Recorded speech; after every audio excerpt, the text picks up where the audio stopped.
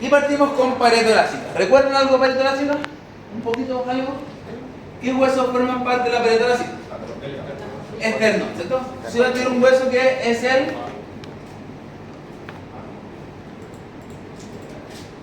esternón, ¿cierto? Sí. ¿Qué parte del esternón? ¿Cómo se llama parte de arriba? Manubrio. Manubrio. ¿El resto?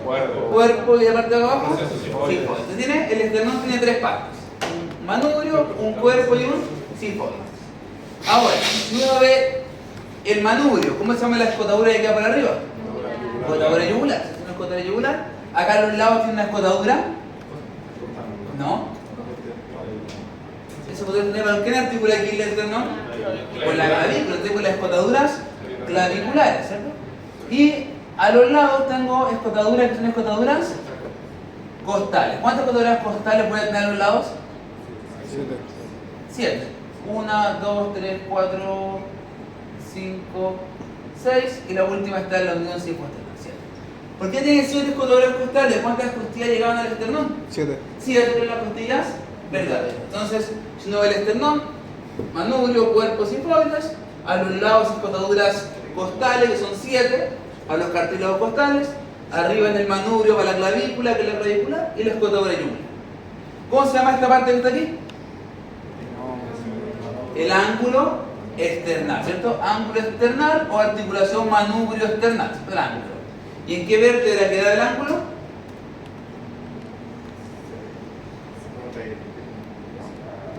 T4, T5, ¿cierto? El ángulo es claramente de 4 T5, y de 4 T5 era un punto importante de anatomía palparoide. Ese podía palpar el esternón en ángulo. ¿Y con qué costilla se relaciona el ángulo? Si no palpa el ángulo, al lado palpa la costilla. ¿Qué costilla? Con la número 2, ¿cierto? La número 2. La segunda costilla. Entonces ahí podíamos palpar y empezar a contar. Entonces, la segunda costilla se relaciona. Entonces, ¿qué tema interesante del esternón? Para recapitular: manubrio, cuerpo, sifoides. Escotadura yugular, escotaduras claviculares y escotaduras costales. De las escotaduras costales, ¿cuántas hay en el manubrio? 1,5. En el cuerpo, el resto.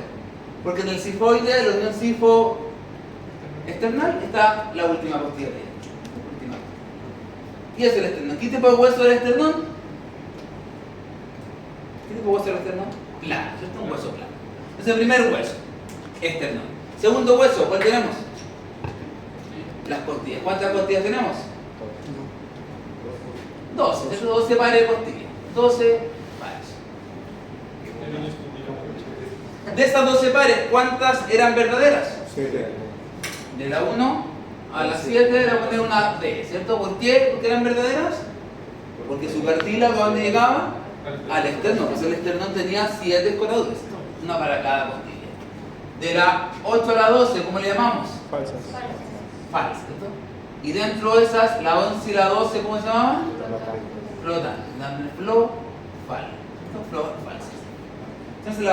Entonces, dentro de las falsas, que son la 8 y la 12, cuando llegan directamente al esternón, la 11 y la 12 son flotantes. ¿Por qué son flotantes la 11 y la 12? Porque su cartílago no llega a ninguna parte, no se une. ¿Y qué pasa con el cartílago del de la 8, 9 y 10? Se une con el de arriba, va generando lo que conocemos como el reborde costal. No son los flacos, el reborde costal que sentimos es la unión de la 10 con la 9, 9, 8, 8, 7. Y la 7 llega al esternón. Entonces, ahí se van uniendo. Por eso son falsas y las últimas dos son flotantes porque son cortitas, no tienen unión. Ahora, y la costilla, si vemos una costilla, ¿la costilla qué partes tiene? Yo no soy tan buen dibujante, pero lo voy a hacer. Una costilla, miren qué linda amiga la costilla. La cabeza, el cuello. ¿Qué tiene en la parte posterior? Pues esto es posterior y eso es anterior. Tiene una cabeza, ¿cierto? Una cabeza. Y la cabeza de una costilla tipo, ¿cuántas carillas articulares tiene? 2, ¿cierto? Una parte superior y una inferior, ¿cierto? ¿Por qué? ¿Con cuántas vértebras articula? Con 2. ¿Y con qué parte de la vértebra articula la cabeza? Con el cuerpo. Entonces, la cabeza va con el cuerpo, ¿cierto? Entonces, y 2 carillas. ¿Cómo se llama lo que separaba las carillas? La cresta. Entonces, una cresta costal que separa ambas superficies. Entonces, superficie arriba, superficie abajo y una cresta. Y el resto es la cabeza. ¿Y después qué tengo acá? El cuello. Pues, y después sería eso que viene después así? El tubérculo. Ahí viene el tubérculo. Y el tubérculo, recuerden que tiene una superficie articular. ¿Para quién?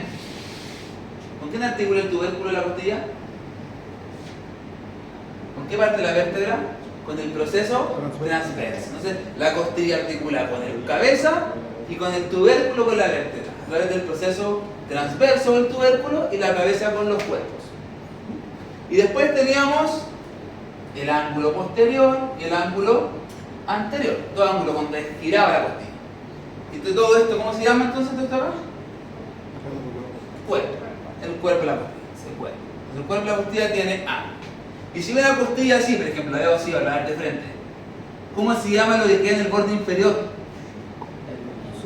El surco. ¿Y el surco qué había en el surco?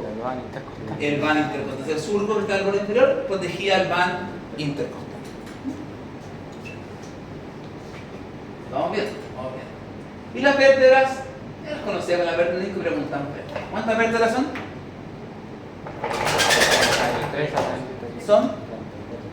Pero en este caso de las torácicas, 12, ¿cierto? 12. Entonces vamos bien. Entonces ahí tengo una pared torácica, ¿cierto? Ahí tengo una caja torácica, más que una pared en sí, una caja torácica.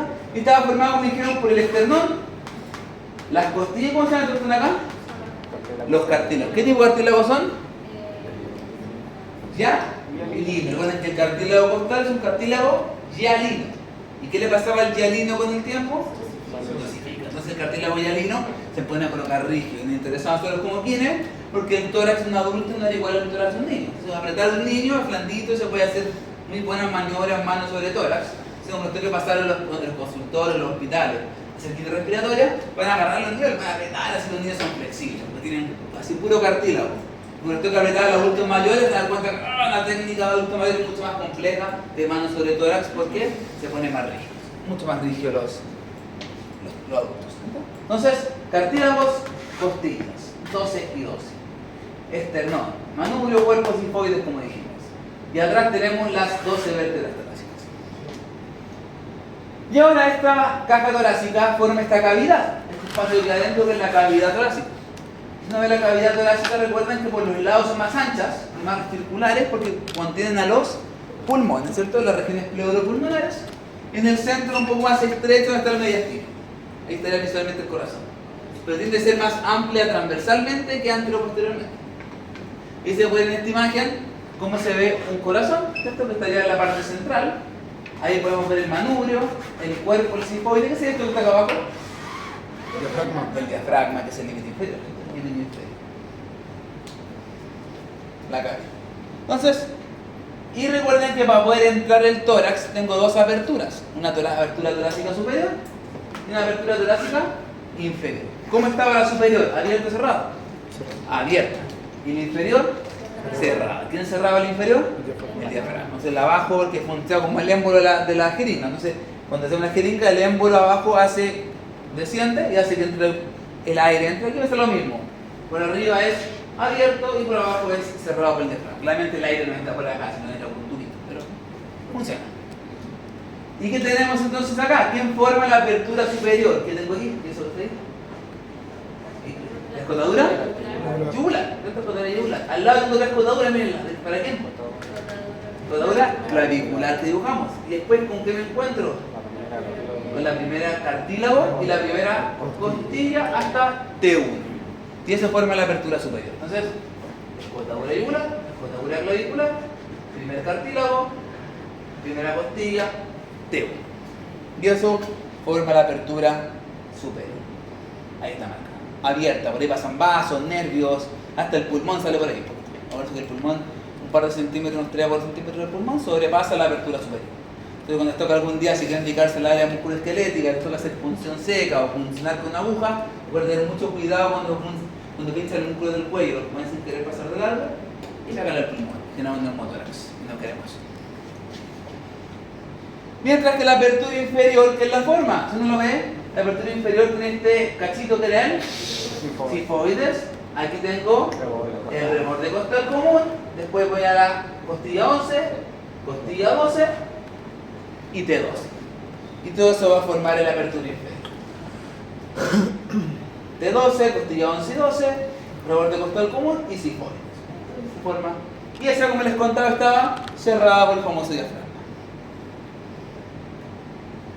Y ahí se puede la apertura torácica superior, y como les contaba, esa es la primera costilla. Miren cómo el vértice o el ápice del pulmón sobrepasa un poquito la primera costilla. Cuando ya a veces les va a tocar pinchar escaleno, por ejemplo, con aguja, y queremos pasar de largo, hay gente que le ha pasado en un motórax por pinchar sin querer los músculos.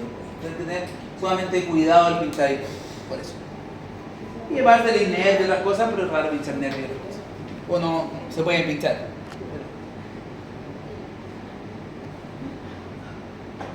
Y esta es la apertura inferior, ahí está el diafragma. ¿Y qué es esto que está cubriendo el diafragma? ¿Qué puede ser? La pleura. Esta es la pleura, acuérdense que es la serosa del tórax del pulmón, que tiende a cubrir también ahí el diafragma. Por eso se ve como diferente acá que acá. Pero el diafragma. ¿Y ese qué serosa es esa que está aquí? ¿El? Pericardio, ¿ahí estaría? Corazón. Entonces, ahí se ve como un pericardio, ahí se ve pleura, y aquí se ve un poco de diafragma por cortar la pleura. Pero que demuestra que la apertura ajo está cerrada, dejando pequeños espacios para que pasen cosas como ver después. Entonces, los huesos que dijeron, ustedes muy bien me dijeron, un esternón, 12 pares de costillas con su cartílago y 12 vértebras torácicas. 12 vértebras torácicas. Entonces, 12 vértebras, 12 costillas más sus cartílagos, un esternón. Y ahí sí son las costillas. Recuerden que las costillas no son rectas, sino que son oblicuas y son descendentes. Entre el extremo posterior es más alto y el extremo anterior es más bajo, como así. En los niños, como son más chiquititos, son más rectas. Entonces, si uno ve una radiografía de un niño, las costillas tienen que ser más horizontales. Los adultos tienen que tener esta oblicuidad. Y si usted ve una radiografía con unas costillas rectas, es decir, algo pasa, algo está, hay una patología en ese tórax que está rectificando las costillas. Pero las costillas son descendentes, no oblicuas. Por eso, cuando veíamos ¿cómo se llamaba? El ángulo external, ¿con qué costilla se relacionaba? Con la costilla 2. Entonces, cuando tocamos el ángulo, ¿pero con qué vértebra? Con T4, T5. Entonces, la costilla 2, miren, llega acá, y si lo tiro para atrás, estoy con la costilla 4. Entonces, por atrás es la 4 y por delante es la 2. Esto respectivamente. Esto 2, 5, 4, 5, entre paréntesis, entre un eje. Entonces, no es como simil el extremo posterior que el anterior. Entonces, por eso cuando tenemos los cortes horizontales, que la embarra aparecen muchas costillas, entonces no sabemos qué costilla realmente, porque aparece la 1, la 2, la 3, a veces la 3, la 4, la 5, el mismo corte. Pero las costillas son oblicuas. Profe, ¿y qué peso tiene que ser oblicuas? Permiten mejor el movimiento. Generalmente cuando se expande, permite cuando uno inspira más, se pone más recto. Entonces, al inspirar, como que sube la costilla, se genera esta como rectificación y después al expirar se permite el movimiento. Si fueran rectas, tienen que moverse así, ¿no? Entonces, hace el movimiento como un balde, como lo hace el balde, así igual que un balde. Si fueran rectas serían más toneros, un tórax rígido, así, mucho más difícil de mover. Tiene una función más mecánica. Entonces tiene un extremo posterior, un extremo anterior, y aquí lo que habla es que tiene una costilla ósea y una costilla cartilaginosa. Y de la 1 a la 7, como bien me dijeron, eran verdaderas, 8 a la 12 eran falsas, y de la 11 a la 12 son flotantes. Aquí se muestra muy bien. La 1, la 2, la 3, la 4, la 5, la 6, la 7, su cartílago llega al extremo. 8. Llega a la 7, 9, llega a la 8, 10 llega a la 9, 11 y 12 a ninguna parte, son flotantes. Y como ustedes muy bien me dijeron, el cartílago costal es un cartílago hialino que se osifica, entonces en cadáveres los cartílagos se empiezan a osificar cuando es adulto mayor, cuando es joven no, chiquito, más móvil. ¿Y para qué sirve el cartílago? Particular las costillas con el esternón y dar más flexibilidad al tórax, ¿no? Sería más rígido. Entonces el movimiento del tórax sería menor. Por eso cuando ven un adulto mayor respirando, respiran como así. Pero cuando adulto joven, tienen mayor expansión torácica, mayor capacidad ventilatoria, mayor capacidad cardiopulmonar, mejor. Entonces, articulan las costillas con el esternón y le dan flexibilidad al tórax. Y como dijimos, el 8, el 9 y el 10 se unen con la costilla superior. Aunque también el 7 igual tiene una unión con desde la 6, una pequeña unión así como que se unen normalmente. Pero llegó de igual manera. Y se ve que se muestra la costilla 7, que es la última verdadera, y está el reborde costal que habíamos conversado, el reborde costal. Y como les contaba, las costillas son huesos planos, por ser un hueso plano, tiene la función principalmente de proteger. Estas costillas sí protegen un corazón, protegen pulmones, que son órganos vitales. Sin costillas, nuestros órganos vitales están expuestos y hasta ahí no llegamos. No como pasa con el tubo digestivo, por ejemplo, el yeyuno hígado está sin ninguna protección ósea, sino que tiene la cuchilla, no pasa nada. Se rompe la vísceras nomás. Lo más grave podría ser una septicemia, algo así que puede matar a la persona, una peritonitis. Pero en sí, nada tan complejo como una penetrante torácica. Penetrante torácica, hasta ahí nomás llegamos. Entonces pueden ver que oblicuo, como les contaba, un extremo vertebral superior y un extremo external anterior inferior, ya por delante y abajo. Así que oblicuos. Y hay una costilla tipo, muy parecida a la que dibujé. ¿Qué parte era esta? La cabeza. Y eso tiene una superficie arriba y una superficie abajo. ¿Separados por quién? Con la cresta. Esto es con la cresta con Gai, una cresta que lo separa, cresta con. Es una costilla tipo, porque hay costillas atípicas. Entonces, superficie para la cabeza de la costilla, cresta. Aquí que tengo cuello. Y esto de acá, tubérculo, y el tubérculo tiene una carilla y una zona de inserción ligamentosa. ¿Quién se articula aquí? Pues el transverso. Y aquí el ligamento costo transverso lateral. En esta zona de ahí fue el costo transverso lateral. Costo transverso lateral, que lo veremos ahora. Luego, ¿qué sería todo esto? Cuerpo. Y acá del cuerpo, ¿cómo se llama esto? Ángulo posterior, dando la vuelta. Y acá adelante es menos marcado el ángulo anterior, que es menos marcado que el posterior. Porque la costilla tiene que ser estos movimientos de arco. Entonces, para que tenga un arco, tiene que tener dos ángulos. El arco del fútbol tiene dos ángulos, pero solamente que son rectangulares, en este caso son curvos. ¿Y este borde inferior cómo se llama lo que está acá abajo? Surco. ¿Y a quién protege el surco? Al pan. Entonces la toracocentesis o el drenaje o el tubo de drenaje no se coloca por arriba o por abajo, por arriba para evitar el pan que va por abajo. ¿Cierto? Para evitar. Entonces todo intervención torácica es por arriba de la costilla. Entonces, cabeza, cuello, tubérculo, cuerpo y el surco. Y todo está marcado eso en las superficies articulares para el cuerpo y para el transverso de la costilla. El ángulo sería este, el ángulo sería acá y acá. Es como la costilla como que parte para atrás y después como que se va para adelante, así como esto. Entonces como esa como curva acá, para irse cambiar de dirección, cada vez que cambia de dirección forma un ángulo. Pues la costilla parte de la vértebra para atrás y después tiene que seguir para allá. Entonces cuando cambia en dirección hacia anterolateral es el ángulo posterior. Y después cuando pasa anteromedial para terminar la circunferencia, el otro ángulo, que es el menos marcado. Costilla típica. ¿Y las costillas atípicas cuáles teníamos? 1, 2, 11 y 2.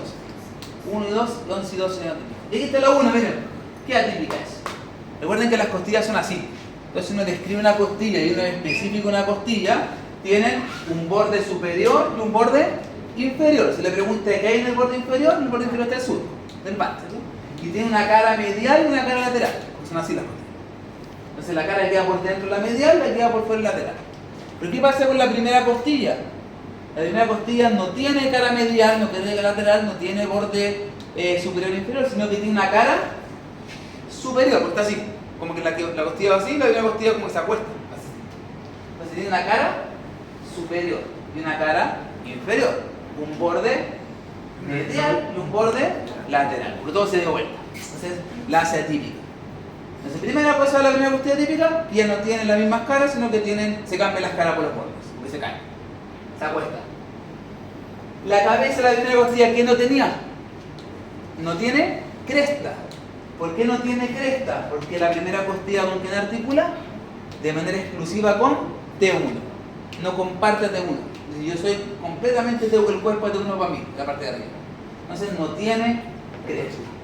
Sí tiene cuello, sí tiene tubérculo, el otro está normal, pero ¿qué no tiene si no tiene borde inferior? Si tiene ángulos cortitos, pero igual tiene ángulos, igual tiene que girar, no tiene surco. Entonces la primera costilla, ¿qué le falta? Cresta y surco. Y tiene bordes. No tiene surco costal, porque si tiene dos surcos. ¿Qué otros surcos tenía? Uno y dos surcos. ¿Y esos surcos? ¿Para quién tiene cada surco ahí? La vena subclavia. ¿Quién deja el surco atrás? La arteria subclavia. Tengo la vena y la arteria subclavia dejan su surco. Entonces el surco que están ahí para la vena y la arteria. Y ahora, ese de ahí, ¿qué músculo es este? Subclavio. De aquí. Este es el serrato posterior, el serrato anterior, de aquí, ahí sí son los escalenos. El azul de acá el escaleno anterior y el de acá el escaleno medio, porque si recuerdan cuando dimos cuello, entre el escaleno anterior y medio que se ubicaba, la arteria subclavia. Y delante del escaleno anterior, la vena subclavia. Relación importante de las estructuras del cuello. Entonces, ¿qué vemos por arriba entonces? La inserción del subclavio. Después voy para atrás, el surco de la vena subclavia. Después la inserción del escaleno anterior. Después el surco de la arteria subclavia. La inserción del serrato anterior y la inserción del músculo escaleno medio. Todo eso tiene la primera parte.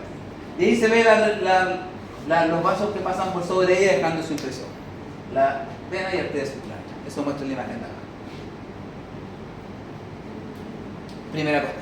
¿Y por qué la segunda atípica? No tiene surco. Primero no tiene surco. Esa es una gran diferencia, no tiene surco.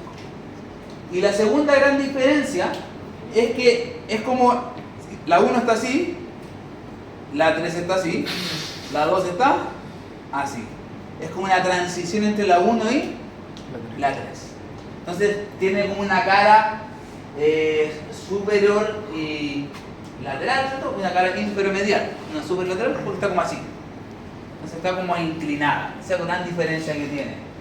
Y al estar inclinada no tiene un borde inferior, por lo cual no tiene surco.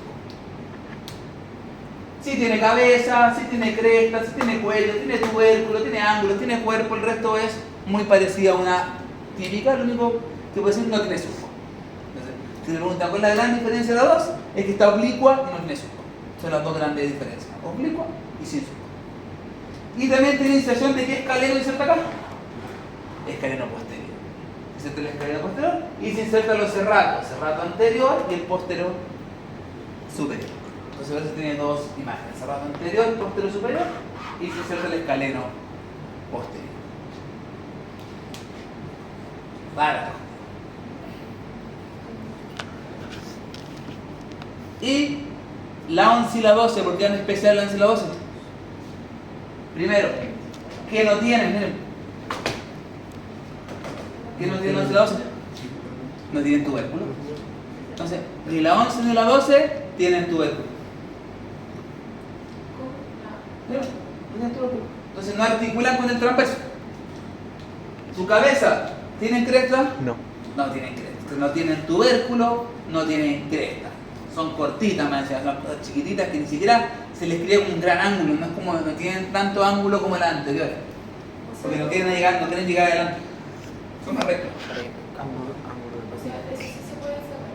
Sí, hay gente que saca la 12 así para mantener más como pero igual si insertan muchos músculos, tiene que cambiar la inserción de todos los músculos que insertan ahí. Por ejemplo, el cuadrado lumbar, se inserta ahí, el diafragma, inserta ahí. Entonces, igual hay que hacer no es llegar y sacar la costilla, porque hay que transferir la inserción de todos esos músculos que son importantes para. ¿Ya? Pero se podría sacar, porque no están ancladas a la pared. ¿Para qué? Para tener un poco más de cintura. Entonces, dijimos que la 11 y la 12 no tienen tubérculo y no tienen cresta, porque articulan con una vértebra directamente para ellas. ¿Y cómo diferencio la 11 y la 12? Que las dos son cortitas, ¿qué tiene la 11 que no tiene la 12? La 11 tiene surco, la 12 no tiene surco. A la 12 no le colocaron surco, fueron malos con la 12. Fueron malos con la 12. ¿Cómo está el surco? Es una gran diferencia, porque aparte tienen 1000 inserciones, pues inserciones de los músculos rectores de la columna, dorsal ancho, se insertan ahí, cuadrado lumbar en la 12, diafragma en ambas 12. Por eso ven que hay muchas inserciones musculares, porque usan mucho los músculos inserciones en esos. Los serratos, ¿cierto? Posterior inferior.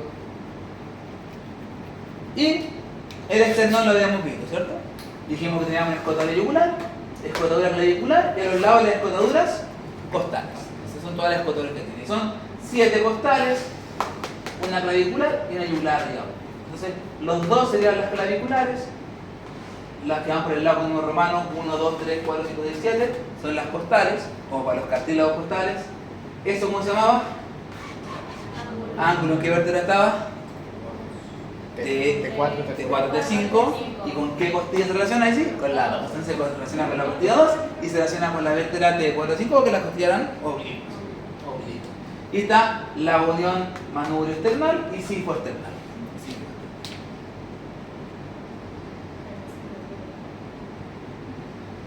Ahí están las vértebras torácicas, nos interesan porque lo vemos en relación.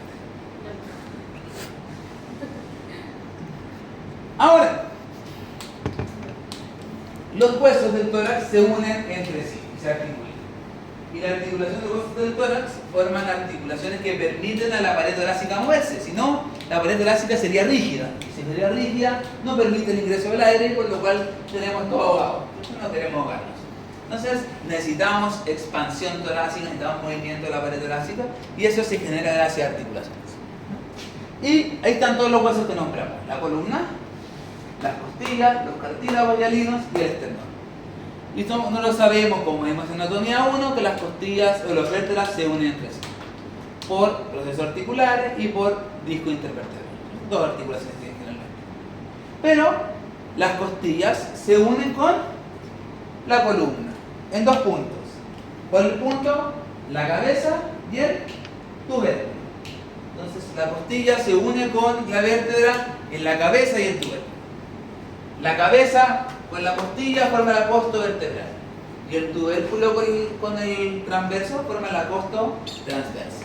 Entonces costo transversa, tubérculo transverso, costo vertebral, cabeza con el cuerpo.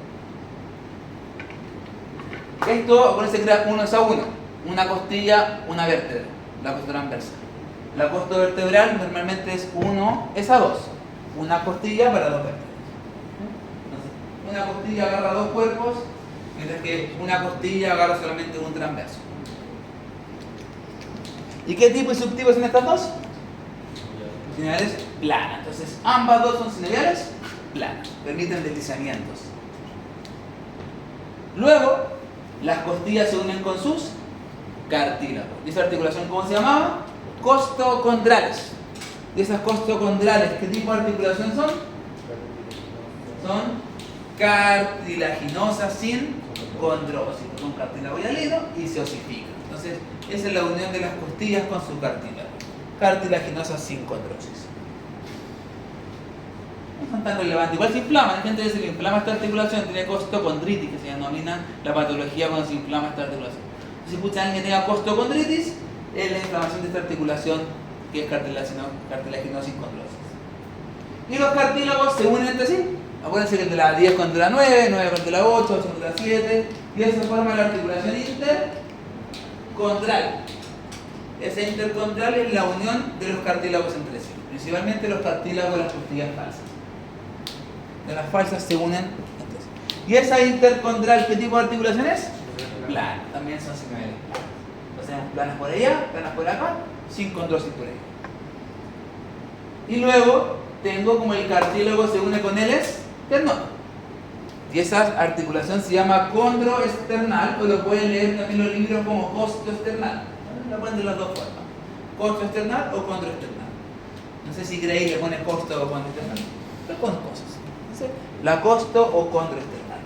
Y esas articulaciones condroesternales o costoesternales, ¿qué tipo son? Sinoviales planas, pero de la 2 a la 7, y la primera era sin condrosis. Por eso recuerden que los preparados de laboratorio hay un manubrio con una costilla más arriba que parece unos cachos de diablo, ¿cierto? ¿Eso es por qué? Porque la 1 se osificó porque era sin condrosis. Entonces es bien común encontrar manubrios con estos cachitos arriba que están unidos. Entonces la 1 es cartilaginosa sin condrosis, de la 2 a la 7 sinoviales planas. Y el esternón se une consigo, ¿cierto? El manubrio con el cuerpo y el cuerpo con los simfoides. ¿Y qué tipo de articulaciones son esas? Generalmente con símplice, pero también puede ser sin condrosis, como alguna vez vimos, a veces están pegados, pero normalmente el manubrio casi nunca está pegado al cuerpo. Cuando uno entra al cementerio y los va a buscar, los ve separados. ¿Y por qué están separados? Porque eran sínfisis, entonces se separaron. Pero si uno realmente encuentra un esternón completito y dice, está enterito, ¿por qué? Porque era sin condrosis en esa persona. Pero generalmente la manubrio external es sínfisis y generalmente la sifo external, que también puede ser sínfisis, pero puede ser también sin condrosis. Muchas veces se ve el cuerpo con dos cachitos abajo que son el sifoides. Bueno, variantes. Y luego conversamos, ¿cierto? Las 6 articulaciones, por los tengan anotados. Y la esternoclavicular. ¿Qué tipo de articulación era? Sinovial celar, normalmente plana entre el disco y el esternón, celar entre el disco y la clavícula, pero veamos que funcionalmente es de tipo celar. La dejamos como celar la esternoclavícula. Pero esa para miembro superior, ya lo pasamos. Hablando de eso, acabo de cortar un miembro inferior completo. ¿Se acuerdan los cortes que vimos en la tele? Ahora están en vivo y directamente para entonces los del próximo año les va a tocar directamente cortes anatómicos reales en el práctico de la gincana. Se salvaron, porque era muchas de estas series con cortes. Ahora pasaron de la tele al mesón. Ahora me falta cortar el superior, pero ya voy. Bueno, bonito, una rodilla por frente. Se salvaron en el problema. Ahora, ahí está la articulación costovertebral como les contaba. Ambas son sinales planas, la costovertebral y la costotransversa. Y lo que se demuestra aquí, miren, cómo la cabeza articula con dos vértebras, ¿cierto? Dos vértebras, y ese ligamento es el radiado de la cabeza. La costilla que es como un sol, por eso radiado, como rayos. El radiado que estabiliza la articulación costovertebral. Entonces, ¿cuál es la articulación, cuál es el ligamento que estabiliza la articulación costovertebral? El radiado. Mientras que la costotransversa, que estaba ahí, está reforzado por 3 ligamentos. Este que está acá, afuera, que es el costotransverso lateral. Este que está aquí, que es el costotransverso. Y el que va para arriba, costotransverso superior. Entonces, todos van desde el costotransverso superior y el costotransverso a seca van al cuello de la costilla. Mientras que el que va al tubérculo es el costotransverso lateral. Radiado, costotransverso superior, costotransverso sin apellido, costotransverso lateral. Y hay una imagen de Mr. Drake que lo muestra: costotransverso al cuello, costotransverso lateral al tubérculo, la zona rugosa que vayamos, y al superior que va para arriba. Los 3 costotransversos. Y ahí lo que muestra esta imagen es que la cabeza de la costilla tiene una superficie arriba, una superficie abajo, con 2 superficies articulares separadas. Entonces, articula por arriba y por abajo con la vértebra. 2 vértebras separadas. Y ahí hay un ligamento dentro que es el intraarticular que va a separar en sí la articulación, como si fuera como un menisco. Separando. Qué lindo. Ahí están las costocondrales, que decíamos que eran sin condrosis, y las intercondrales, que eran sinoviales planas, como ustedes bien me dijeron. Y son planas porque miren, estas no tienen cápsula, no tienen cavidad, estas tienen una cavidad, tienen cápsula. Y ahí están separadas porque tengo la primera condroexternal, que es sin condrosis, de ahí para abajo son planas porque tienen cápsulas, tienen capsulitas, ¿cierto? Estas acá están pegadas, por eso se veían como cachitos cuando veíamos la vértebra, el esternón. Y también tienen un ligamento radiado, también tienen un ligamento radiado esta articulación. Y las articulaciones entre el esternón, como dijimos, pueden ser sínfisis como sin condrosis. En este caso, si yo analizo esta imagen de Gray, veo que la manubrio external es sínfisis porque tiene un disco. Pero acá abajo ya veo que no tiene ningún disco, lo cual diríamos que es sin condrosis. Pero se pueden encontrar de las dos formas, todo es variable, depende de la persona, depende del esternón. Entonces está de los dos colores, sin condrosis y sínfisis. Y ahí tengo la articulación esternoclavícular. Eso puede ser superior. ¿Y cómo se llaman los movimientos que hace la pared torácica para poder permitir la expansión torácica cada que inspiramos? Cuando inspiramos, genera un movimiento que se denomina movimiento de asa de Walde. Y ese movimiento de asa de Walde es el movimiento de las costillas que aumentan el diámetro transverso, así. Así. Aumentan así. Cuando se coloca así nomás. Cuando suben así, es por el movimiento de asa de Walde. Y esto se hace por la articulación principalmente entre las costillas y las vértebras. Las costillas y las vértebras son las que hacen el movimiento de la asa de Walde. Pero también el esternón no se queda atrás, sino que normalmente se va para adelante. Y ese movimiento del esternón para adelante se llama de brazo de bomba. Y ese movimiento de brazo de bomba es cuando se aumenta el diámetro anteroposterior. Entonces también se aumenta como el diámetro anteroposterior. Hay gente que tiene más respiración costal superior, otros costal inferior. Después cuando vean evaluación torácica se dan cuenta que todos respiran diferente. Hay gente que tiene un patrón más abdominal, entonces respira más con la guatita. Otros con las costillas inferiores, otros con las costillas superiores. Hay gente que respira como que el pecho se le infla, así como si fuera un pecho de balón. Debe depender del patrón respiratorio de cada persona.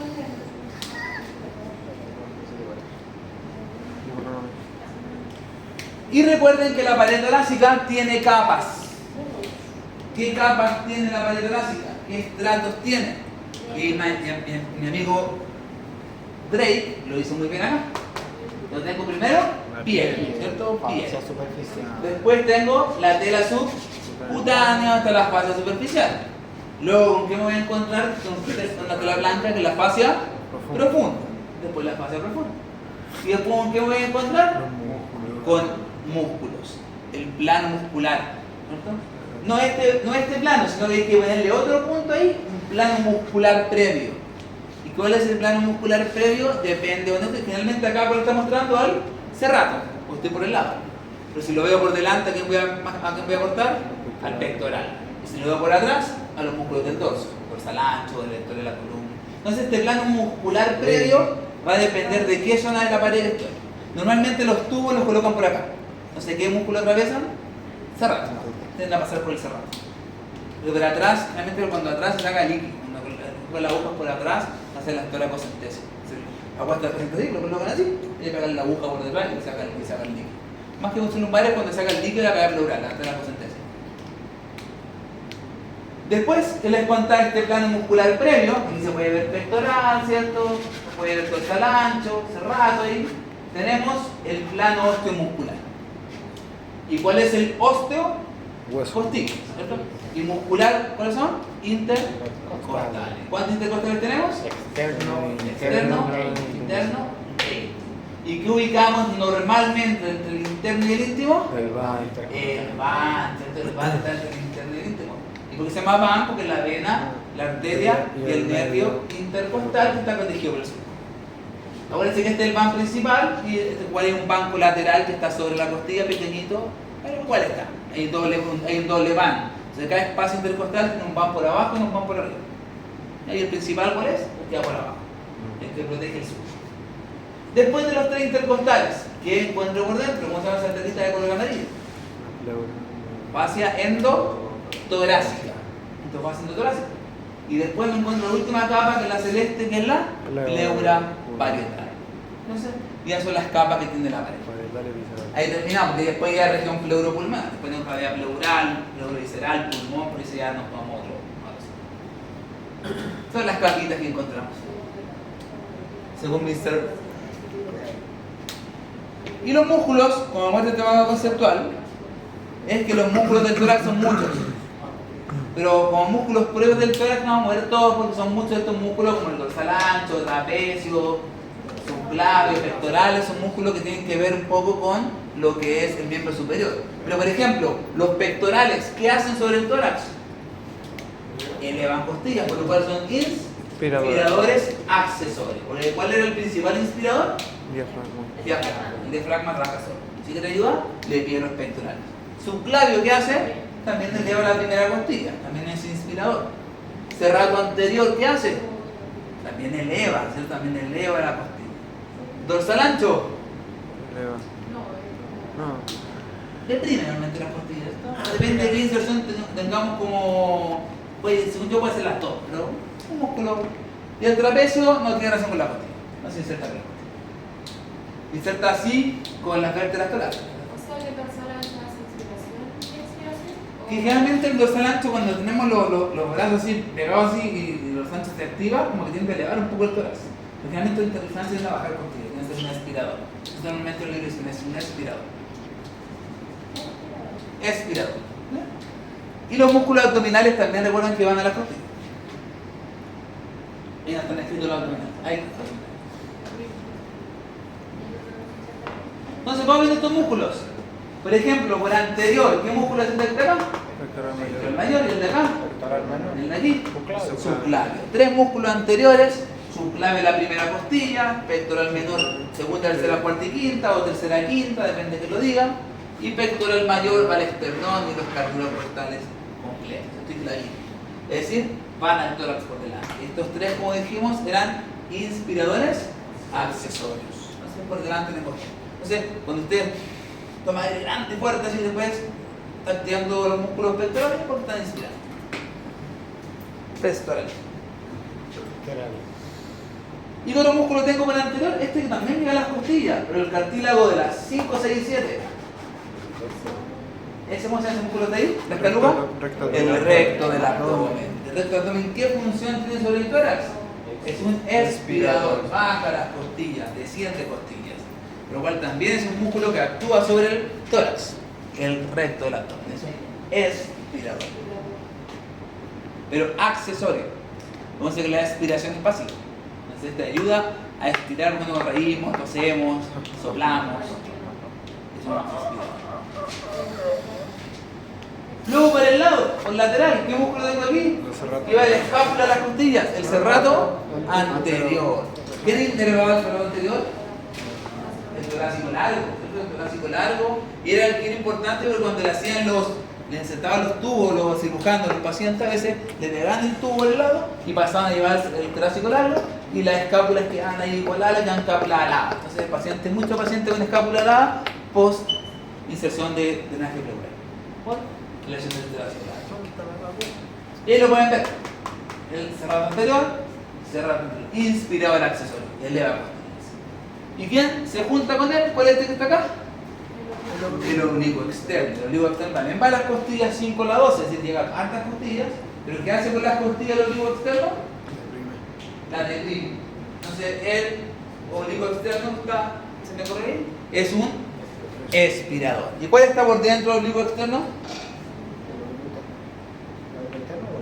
El oblicuo interno. Y ese también es un expirador. No también expira, solamente que no lo tenemos que cortar este más controlable, pero igual por dentro está, que también va la costilla 10 y 11 y 2. Ahí van las costillas. Pero también es un expirador. Entonces le preguntan por ahí la prueba, ¿cuál los siguientes músculos es un expirador accesorio? Normalmente la musculatura abdominal. Recto del abdomen, oblicuo externo, oblicuo interno. Transverso no es su gran gracia, pero igual podría. No es gran gracia. El serrato es inspirador, se eleva costillas. Y atrás en el dorso tengo varias capas, una capa superficial, una intermedia, una profunda, donde teníamos el trapecio, el romboides, el elevador de la escápula, dorsal ancho, serrato posterior superior, posterior inferior, erector de la columna, multífidos. Toda esta musculatura son los músculos del dorso que también están en el tórax. Por ejemplo, ahí tengo trapecio, ahí tengo dorsal ancho, ahí tengo cortado el romboides, ahí tengo el elevador de la escápula, que es el plano superficial. Luego nos encontramos con el serrato posterior superior, serrato posterior inferior, que les contaba que son músculos bien gualalas que van a desaparecer en cualquier momento, son músculos que cuesta mucho encontrar los cadáveres, pero desaparecen. ¿Por qué? Porque son músculos que ayudan a inspirar y ayudan a expirar. Este de acá, como va a las costillas, inspira, levanta, y este que está acá, expira. Entonces, y como son la última línea de inspiración y expiración. Y ahí los dibujan, así que anda Drake y Netter, pero las dibujó gigantes. ¿Sí? Me pegaron una volada más o menos. Le pegaron una más. O me dibujaron a mí, todos juntos. Con musculoso grande. Y bueno, después teníamos los erectores de la columna, longísimos, a la L, ¿cierto? Espinoso, longísimo, pilio. ¿Y los intercostales cuántos eran? Eran 3. Intercostal externo, intercostal interno, intercostal íntimo. 3 músculos intercostales. ¿Y ese cómo ustedes pueden saber que es el externo? Díganme por qué es el externo, no el interno ni el íntimo. Las fibras, ¿hacia dónde van? Hacia abajo y medial, van así, como mano al bolsillo. Entonces, si ven un músculo con el borde del cadáver, un músculo intercostal con fibras así, dice que es un intercostal externo. Y otra gran característica del intercostal externo, ¿dónde no llega? No llega al esternón, sino que llega hasta la articulación costo-contraria. Entonces, el intercostal externo, su fibra va hacia inferior y anterior, y no llega al esternón, sino que llega a la articulación costo-contraria. Así, hacia inferior y medial. Inferior, medial y anterior. Inferior, medial y anterior. ¿Y qué hace este músculo? Inspirador accesorio, pero también estabiliza. Inicialmente estos músculos tienden a estabilizar los espacios intercostales. Entonces cada vez que respiramos, estos músculos completos como que estabilizan, ayudan a la respiración de esa manera. Entonces, igual son músculos que uno lo ve electromiográficamente, están activos en una inspiración tranquila. Cuando uno respira bien tranquilo, estos músculos igual ayudan a mantener o a inspirar. Entonces el externo son interóseos, es decir, son entre costillas, dirección hacia inferior y anterior, esta es la flecha, caudal inferior, entre el anterior. No llega al esternón como dijimos, llega hasta el cartílago costal y eleva costillas, como bien me dijeron, y inspirador accesorio. Luego miren qué pasó con las fibras, se fueron para el otro lado. Las de adelante, ¿van para allá? Ahora vamos. Tanto el interno como el íntimo tienen la misma dirección de fibra, es decir, hacia inferior y posterior. O si lo decimos que es hacia caudal y dorsal. ¿Qué característica tiene el interno? El interno, entra a la caudal y dorsal, hasta atrás como usted ven ahí, sí llega al esternón. Pero ¿hasta dónde llega? Hasta la línea axilar media. Está como la axila, hasta ahí termina. Normalmente. Puede ser un poco más atrás, puede ser. Pero llega hasta la axilar media. Entonces, va hasta el externo. A diferencia del anterior, que el externo sí llega a la columna. Entonces el externo va de la columna hasta el cartílago costal. Este va desde el esternón hasta la mitad, así más o menos, de las costillas. Aquí está mal hecho, porque parecía como está llegando a la columna. Entonces aquí esta imagen, ideal hasta acá más o menos debería llegar. Pero se entiende. Y ahora sí, este músculo puede ayudar a deprimir o elevar. Las fibras más anteriores de este músculo elevan. Las fibras más posteriores deprimen. Entonces es como la droga. Las drogas te elevan, pero después te deprimen. Como la droga dura. Mantienen eufórico, después te deprimen. ¿Tanto indicador como indicador? Es droga dura. Y por dentro tengo el íntimo. El íntimo va de ángulo a ángulo, es decir, no llega adelante, no llega atrás, va de ángulo anterior a ángulo posterior. Va de ángulo a ángulo. Como yo pateo de ángulo a ángulo. Así. Entonces, aquí podemos ver que entre el interno y el íntimo está el vano, ¿cierto? La vena, la arteria y el nervio intercostal. Y como decíamos, las fibras del mismo sentido que el interno. Y entre ambos iría el paquete vascular intercostal. Y aquí se muestra muy bien lo que hemos conversado. ¿Qué músculo está acá? Íntimo. El íntimo. Va de ángulo a ángulo. ¿Cuál sería este que está acá? El interno. El interno. Va del esternón a como la mitad axilar media. ¿Y este que está acá? El externo, que va de la columna hasta como la unión de la no completa. Después se continúa con la membrana, eso está ahí la membrana, pero del intercostal externo, pero no el músculo en sí. Y entre el interno y el íntimo, ¿qué estaría? El vano. La vana.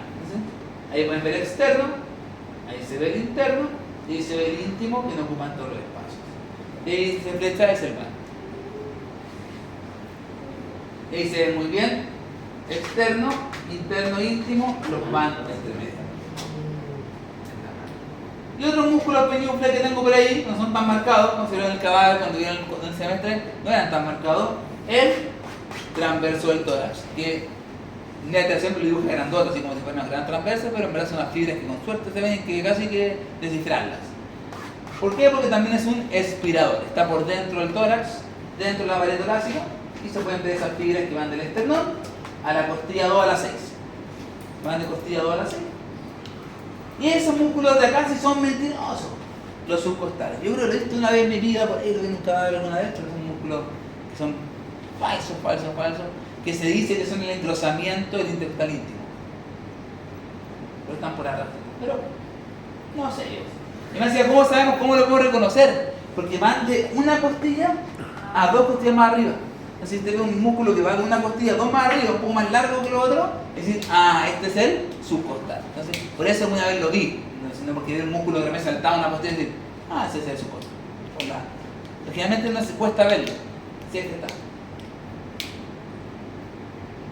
Y por dentro recuerden que está cubierto por esta lámina de tejido conectivo que es la fascia endotorácica, que es diferente a la pleura, porque la pleura es tejido epitelial. Vamos a decir que son serosos. Una pleura brilla, la fascia endotorácica no brilla, es más opaca. Y vamos con el diafragma y descansa un ratito. El diafragma, ¿cuál es la función principal del diafragma? Inspirador. El diafragma ayuda a tomar aire. Es el émbolo de esta jeringa, como le llamaba yo. Tiene forma de cúpula. Creo que es una cúpula el diafragma. Entonces uno lo ve así, como un paracaídas. Así el diafragma. Y el diafragma, si uno lo mira, tiene una parte central que parece a Stitch. Y esta parte del centro central es su centro tendinoso. Su centro tendinoso. Es el tendón del músculo. Y todo lo que está periférico es la parte muscular. Y la parte muscular del diafragma tiene inserción en 3 partes. ¿En qué parte insertada la parte muscular? En el esternón, ¿cierto? Tiene una porción external, esa plaquita que está ahí. Tiene esta porción granota que es la costocondral, porque va a las costillas y sus cartílagos de las 6 a las 12. Y también tiene una porción lumbar. Que ¿cómo se llaman estas cosas que insertaban? Que empezaban con P, los pilares. Entonces, tenían pilares. Entonces, meninga pilar, la costocondral y la externa, es decir, 3 porciones. Y todas las porciones llegan al centro tendinoso para formar esta pared como paracaídas. Entonces, porción external, costocondral y pilares que insertan en la columna. Vamos viendo qué tenemos interesante en el diafragma. ¿Qué lo inervaba de manera motora? Nervio frénico, ¿cierto? El frénico se encargaba de la inervación del diafragma para poder inspirar. Sin frénico no inspiramos y la vida no tiene ninguna inspiración. Ahora, el diafragma, ¿cuántos orificios principales tenía? 3, ¿cierto? 3 orificios principales, cuando lo veíamos. 1, 2, 3. Primero, segundo, tercero. El primero, que está a la derecha, en el centro tendinoso, es el orificio de la vena cava inferior. Orificio de la vena cava inferior. ¿Quién pasa por ahí? Vena cava inferior. ¿Con quién? ¿Quién es su compañero? Siempre va a acompañar. Con el nervio frénico derecho. Entonces este es el orificio de la vena cava inferior, con el nervio frénico derecho. ¿Y en qué nivel estaba? ¿Se acuerdan? T8. Muy bien. Entonces él estaba en T8. T8, orificio de la cava inferior, nervio frénico. Nervio frénico derecho. Porque el izquierdo está afuera. Ahora, segundo orificio. Ese es el hiato esofágico, ¿cierto? El hiato para el esófago. ¿Por qué se llama hiato? Porque ahora es formado por músculo. Por eso se llama hiato. Y aquí se puede ver mejor. Este es el de la cava, que está en la parte tendinosa. Este es el hiato esofágico que lo forman los pilares. ¿Y quién pasa por el hiato esofágico? El esófago. ¿Con quién? Con los nervios vagos. Pasan el esófago con los nervios vagos. Y también pasan los vasos esofágicos inferiores. Ahí son tres cosas que pasan, no dos, tres cosas. Entonces pasan los nervios vagos, el esófago y los vasos esofágicos inferiores.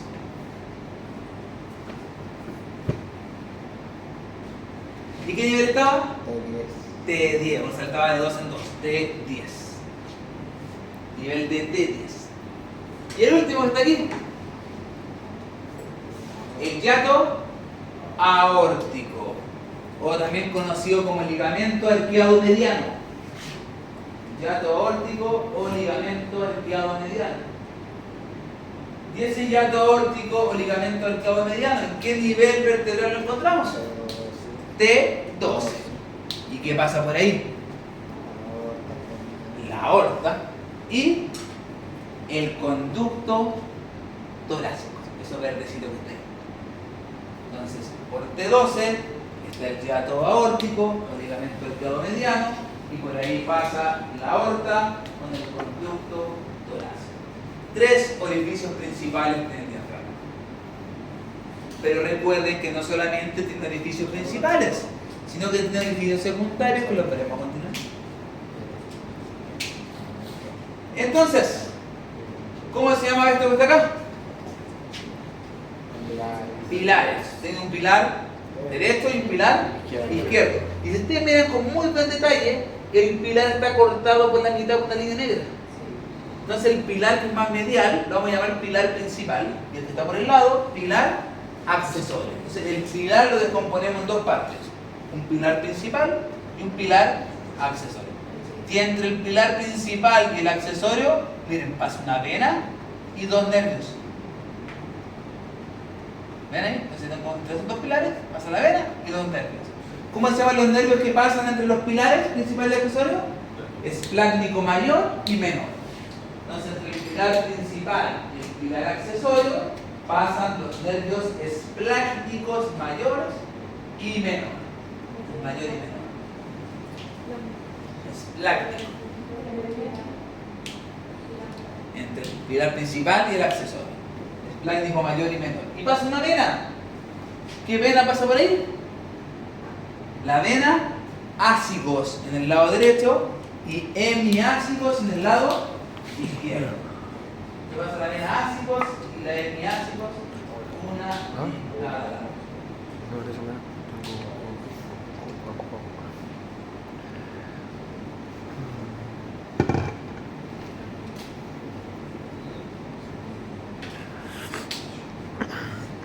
Primer orificio secundario. Ahora, cuando el pilar, ¿dónde se insertan los pilares? En los cuerpos de las vértebras, ¿cierto?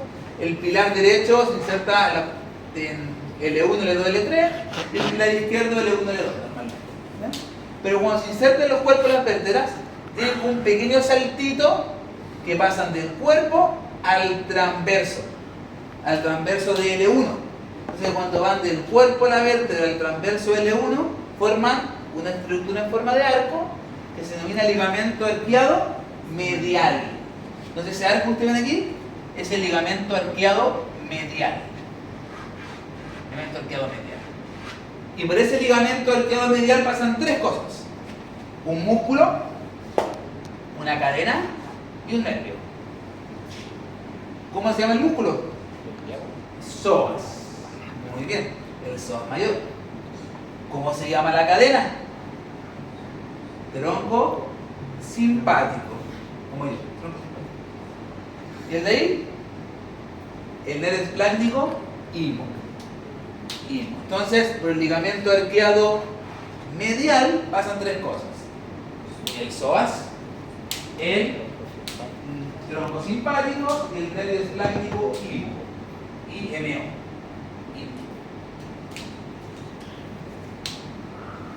Y luego pueden ver desde el transverso de L1 salta a la costilla 12. Y cuando pasa del transverso de L1 a la costilla 12 forma otro ligamento. ¿Y cómo se llama? Ligamento arqueado lateral. Entonces cuando la inserción pasa del transverso a la costilla de estos 12, como se pueden ver ahí, ligamento arqueado lateral. ¿Y qué pasa por el ligamento arqueado lateral? Un músculo, hermano, nada más que un músculo. El músculo se llama el cuadrado lumbar. Pasa el cuadrado lumbar. Vuelvan a ir ustedes, el cuadrado lumbar.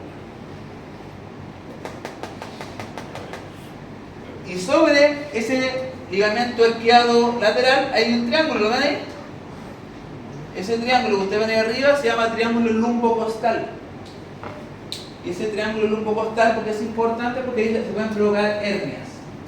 Ahí puede ser un punto de hernias diafragmáticas. No, el independentista. No, el dependite del de abajo se llama el hilo lumbar. Este es el costo lumbar. El dependite es el lumbar inferior también se llama el dependite. Él se llama costo lumbar. Y no, por ahí no pasa nada, solamente puede pasar una hernia. Entonces hay una zona de potencial hernia. Y el otro orificio que también tenemos accesorio para ustedes, ese que está aquí, ese triángulo que usted ve ahí, se llama triángulo esternocostal o hiato esternocostal. Importante es un triángulo esternocostal. Ese está adelante.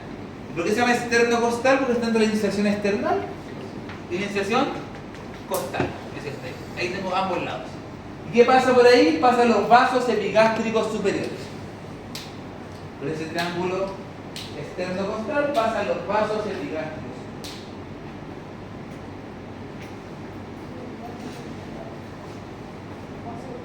Vasos epigástricos superiores. Por ahí pasan. Entonces, dimos los orificios, vimos que el diafragma tiene una parte muscular por fuera, un centro tendinoso en el centro, que tiene forma de trébol, por eso algunos llaman que cada hoja es un folio, una hoja. Inervado por el nervio frénico, pero también recuerden que tiene inervación por los últimos 5 intercostales. Los últimos 5 intercostales le damos una inervación más sensitiva que motora, una inervación más receptiva, para decirle frénico, contraerlo.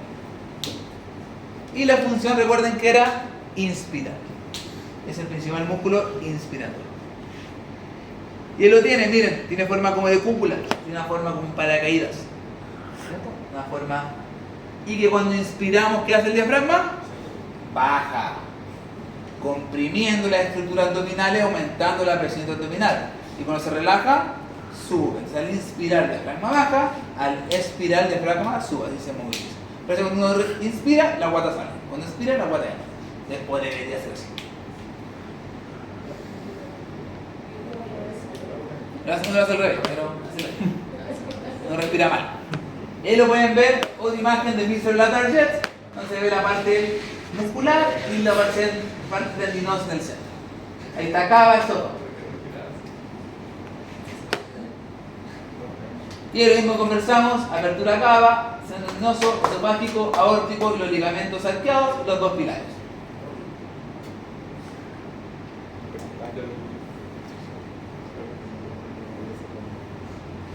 Y ahí está lo que habían visto, orificio de la cava, hiato esofágico, aórtico. 3 principales. Y están los niveles, T8, T10, T12, como ustedes muy bien me dijeron. Y lo que pasa en cada uno. El de ahí, pueden ver el de la cava con el frénico. Ahí se ve el del esófago, vagos. ¿Cierto? Ahí se ve esófago vagos y vasos gástricos o esofágicos. Y en T12 se llama ligamento arqueado mediano y pasa a la aorta conducto lásico. Y pueden ver algunos libros que le metan lásico y hemiásico, puede ser. Pero poco frecuente lo va a pasar. ¿Está en control? ¿Lo va a preguntar? No, ok. Son cosas inconstantes. Y se puede ver el conducto lásico.